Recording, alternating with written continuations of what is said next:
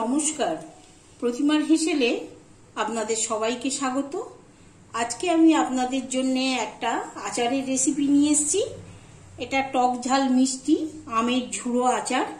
এটা বাড়িতে চটপট বানানো হয়ে যায়, আর এটা রেখে দিলে অনেক দিন পর্যন্ত থাকে। তো চলুন আমরা দেখে নিই এই ভিডিওটি।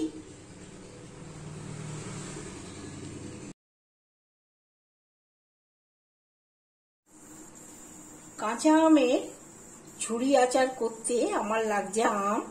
আমি এখানে 1 কিলো আম নিয়েছি। আমটাকে ধুয়ে পরিষ্কার করে নিয়েছি। এবার আমগুলোকে কেটে নেব।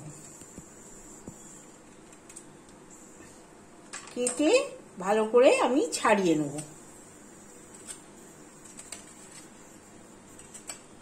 এরকম করে ছাড়িয়ে সব আমগুলোকে ছাড়িয়ে নিয়ে ফেরত আসছি। সবগুলো আমার ছাড়ানো হয়ে গেছে। এবার আমি একটা এরকম গ্রেটার নেব।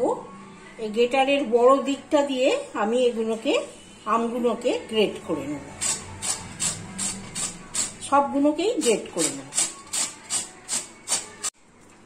আমগুলো আমি সবই গ্রেট করে রেখে দিয়েছি। আমার গ্রেট করা হয়ে গেছে। এবার একটা ওভেনে কড়া চাপিয়ে আমি এর মধ্যে সামান্য মানে আপনি 1 চা চামচই হবে, এইরকম একটু তেল দেবো অল্প দিয়ে।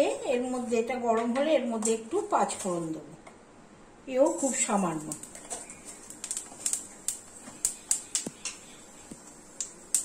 পাঁচফোড়নটা একটু গরম হবে। তেলটা খুবই সামান্য।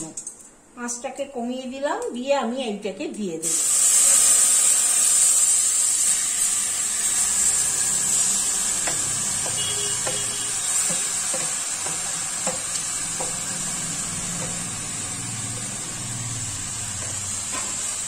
দিয়ে এটাকে একটু নাড়াচাড়া করে দেবো।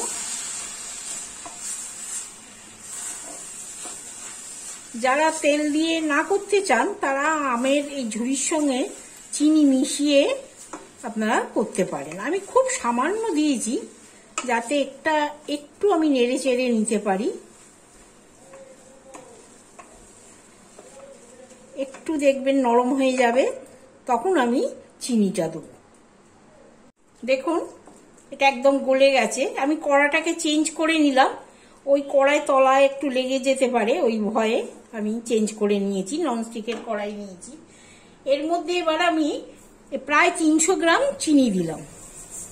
যেহেতু 1 কিলো আম আছে, আমি 300 গ্রাম মতো এখন চিনি দিলাম। আমার কাছে গুড় আর চিনি দিয়ে চাটনি বা আচার যে কোনো কিছু করলে ভালো লাগে খুব, ওই জন্য আমি এখানে গুড়টাও দেবো। এখন আমি চিনিটা দিলাম। চিনিটা দিয়ে নেড়ে নিই।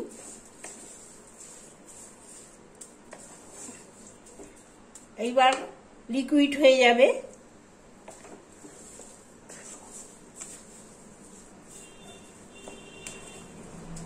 চিনিটা গলে যাক, গলে যাওয়া পর্যন্ত অপেক্ষা করুন।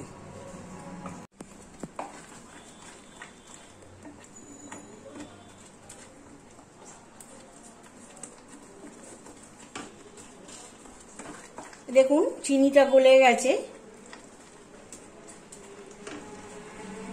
আমি এই পর্যায়ে একটু নুন দিয়ে দেবো।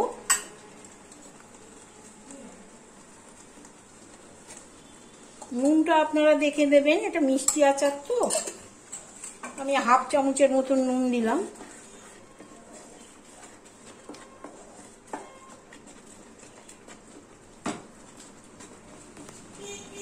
যতক্ষণ ওটা হচ্ছে ততক্ষণ তার আগে আমি এটা করে নিই। আমি একটা প্যান বসিয়েছি। এর মধ্যে আমি 4টে ছোট শুকনো লঙ্কা দিয়েছি, ছোট ছোট 4টে। ঝালটা আপনারা বুঝে দেবেন। এখানে 1/2 চামচ মতো জিরে দিয়েছি, সাদা জিরে। আর এটা মৌরি, এটাও 1 চা চামচের মতন। আর 1 চা চামচ 5 ফোড়ন দিয়েছি। এই সবগুলোকে একটু আমি হালকা আঁচে একটু নেড়ে নেব। খুব গরম করে করা যাবে না, ফ্লেমটাকে লো রেখে এটাকে একটু ভেজে নেব।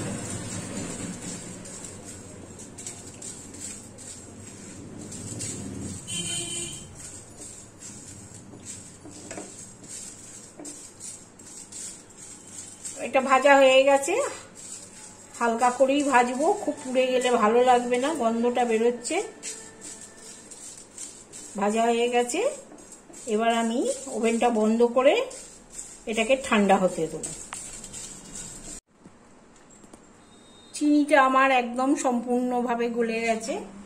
আমি নুন দিয়েছিলাম, এখানে সামান্য একটু হলুদের গুঁড়ো দিলাম। এটাকেও মিশিয়ে নেব। আপনারা আম ভাজার সময়ও দিতে পারেন, আমি দিইনি, এখন দিলাম। এইবার এখানে আমি প্রায় 300 মতো আমি গুড় দিলাম।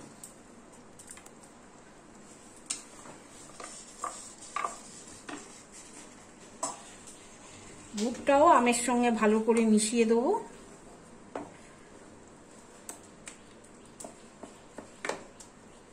এটাও হবে।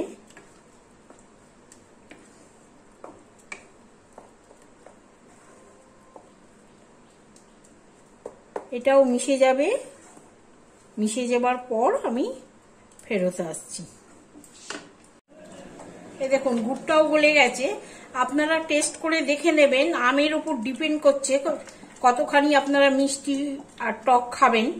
তাই এখানে আমি আবার 150 গ্রাম মতো চিনি দিয়েছি, কেন টক আছে ওই জন্য চিনিটা দিয়েছি 150 গ্রাম। মোট 750 গ্রাম গুড় চিনি মিলিয়ে আমি দিয়েছি 1 কিলো আমে। আপনারা ওটা টেস্ট করে দেখে নেবেন। যে মশলাটা আমি ভেজে রেখেছিলাম সেটা গুঁড়ো করে নিয়েছি ঠান্ডা করে, এখন এখানে 1 চা চামচ দিলাম, আবার পরে দেবো একটু, তাহলে টেস্টটা বেশ ভালো হয়।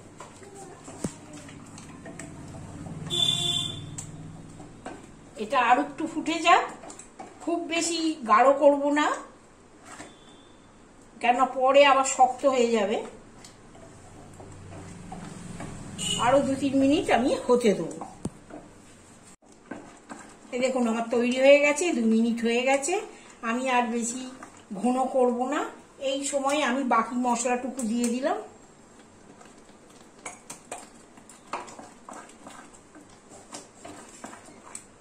ভীষণ ছেটকাচ্ছে, আমি আঁচটাকে বন্ধ করে দিলাম। তৈরি হয়ে গেছে, আর ঘন করব না। এইবার এটাকে এই দেখুন একদম জেলি টাইপের হয়ে গেছে। আমি এই সময় এটাকে ঠান্ডা হতে দেবো। ঠান্ডা হয়ে গেলে আপনাদের পরিবেশন করে দেখাচ্ছি।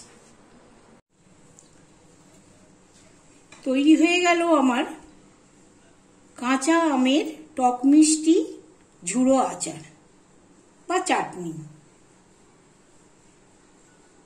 এটা বাড়িতে খুব সহজেই বানানো যায়, আর এই কাঁচা আম থাকতে থাকতেই আপনারা বানিয়ে ফেলুন, এবং এটা ঠান্ডা করে আমি বয়ামে ভরে রাখবো, আপনারাও ভরে রাখবেন, অনেক দিন পর্যন্ত চলে।